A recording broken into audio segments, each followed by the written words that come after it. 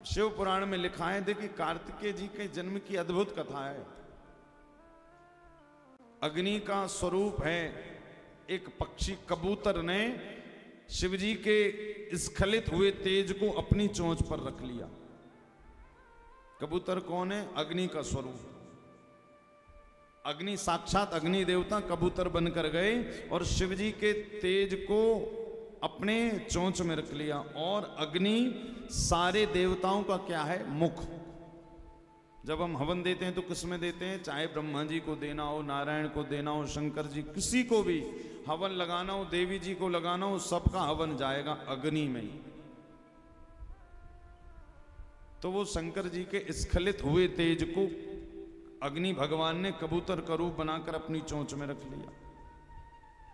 और जैसे ही चोंच में रखा, पार्वती जी ने अग्निदेव देखा कि ये कबूतर तो साधारण नहीं, साक्षात अग्निदेव है, श्राप दे दिया। क्या? कि गृहस्थ धर्म में मैं इनकी पत्नी हूं, इनके स्खलित तेज को मेरे गर्भ में जाना चाहिए, तूने अपनी चोंच में रखा। हे अग्नि देवता, मैं श्राप देती हूं। क्या? बोले आज से आप केवल देवों को तृप्त करने के लिए नहीं, बोले आज से अग्नि देवता का उपयोग अभक्ष भक्ष हर जगह किया जाएगा। तो आपने देखा कि हवन कुंड के लिए तो अग्नि लगाई जाती तो देवताओं को तृप्त की जाती है, और कहीं जब गंदा सामान, कूड़ा करकट पनी इत्यादि हो, बोले वहां पर भी हम आग लगा देते हैं तो वो भी जल जाती है। यानी बोले अग्नि के मुख में अभक्ष भक्ष आज से सब चला जाएगा। तो देखा जहां गंदी जगह हो वहां पर भी महाराज इकट्ठा करो और आग लगा दो। पार्वती जी का श्राप। अच्छा, जैसे ही अग्नि देवता के मुख से शिवजी का स्खलित तेज अंदर गया तो अब अग्नि का मुख सारे देवता का मुख है, यानी सबके मुखों से भगवान शिव का तेज सबके अंदर चला गया। सारे देवता अपने आप को ऐसा महसूस करने लगे कि हमने हमारे गर्भ के अंदर जैसे एक गर्भवती माता की भावना होती, वैसे सारे देवताओं का मन आज हो गया कि हम सबने गर्भ धारण किया है, क्योंकि भगवान शिव का तेज साधारण नहीं। और अग्नि के मुख से गया तो अग्नि सारे देवताओं का मुख, तो सबके पेट में उदर में चले गया कौन? भगवान शिव का तेज।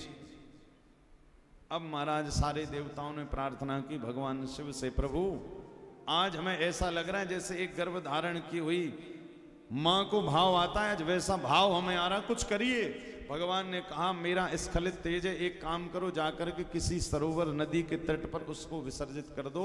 सारे देवता गंगा जी के तट पर आए और गंगा जी के तट पर आने के बाद में सारे देवताओं ने वो शिव जी का स्खलित तेज गंगा जी को दे दिया। गंगा जी भी शिव जी के तेज को संभाल नहीं पाई।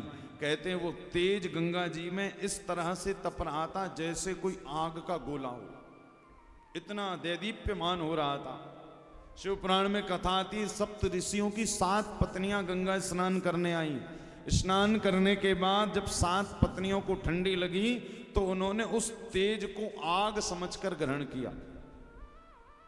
6 ने तो ये समझा कि आग जल रही है, एक ने सोचा ये साधारण नहीं है, ये जरूर कोई ना कोई दिव्य आत्मा है, कोई जरूर दिव्य शक्ति है जो इतनी दैदीप्यमान हो रही है, क्योंकि इसका स्वरूप तो आग के जैसा है किंतु इसका तेज पुंज प्रकाश कोई सिद्ध मणि के जैसे चमक रहा है। सप्त ऋषियों की 6 पत्नियों ने उस तेज, शिव के स्खलित तेज को अपने रोम रोम से तापा तो वो रोम रोम से उन सारी देवियों के अंदर चला गया।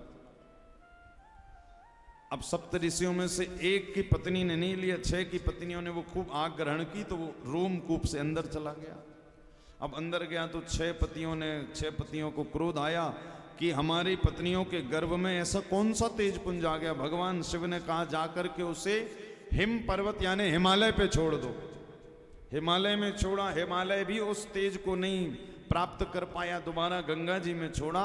फिर गंगा जी ने अपने तटों पर, सरखंडों पर उस तेज को छोड़ा और उस किनारों से एक एक तेज एकत्रित होकर 6 मुख वाले भगवान कार्तिकेय का जन्म हुआ। बोलो कार्तिकेय भगवान की जय। अब इनका नाम कार्तिकेय क्यों पड़ा? क्योंकि कृतिका नाम की 6 कन्याएं एक बार स्नान करने गई गंगा जी, और जब गंगा जी पहुंची तो छोटे से बालक को देखा, बड़ा सुंदर लग रहा है। ब्रह्मा जी जिसका पालन पोषण कर रहे हैं। इन कृतिकाओं को लगा कि काश ये हमारा बेटा बन जाता। तो कृतिकाओं के भाव में ये भाव आया कि हमारा पुत्र बन जाता। इसी कारण भगवान शिव के स्खलित हुए तेज से जो बेटा बना, कृतिकाओं के अंदर वात्सल्य प्रेम आया, तो भगवान शिव जी के पुत्र का नाम कार्तिकेय पड़ गया। भगवान कार्तिकेय जी बड़े हुए और पार्वती जी ने पूछा आज कि प्रभु आपके द्वारा जो एक तेज पृथ्वी पर स्खलित हो गया था, वो तेज कहां गया? तब वो तेज वापस कार्तिकेय जी के रूप में आया और आज कार्तिकेय भगवान ने भीषण युद्ध करके तारकासुर का उद्धार कर दिया।